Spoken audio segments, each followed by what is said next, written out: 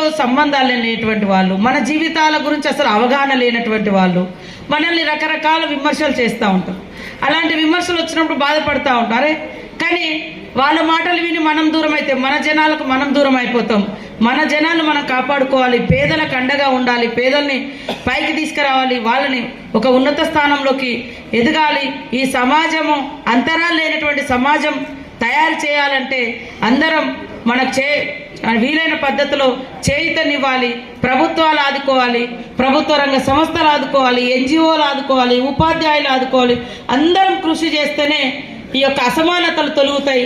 అసమానతలు తొలగినప్పుడే అంబేద్కర్ గారు ఇచ్చినటువంటి రాజ్యాంగం యొక్క లక్ష్యాలను మనం రీచ్ అయినట్టు తప్ప మరి హైదరాబాద్ ఎక్కడో హైటెక్ సిటీలు లేకుంటే విశ్వనగరం అంటున్నాం.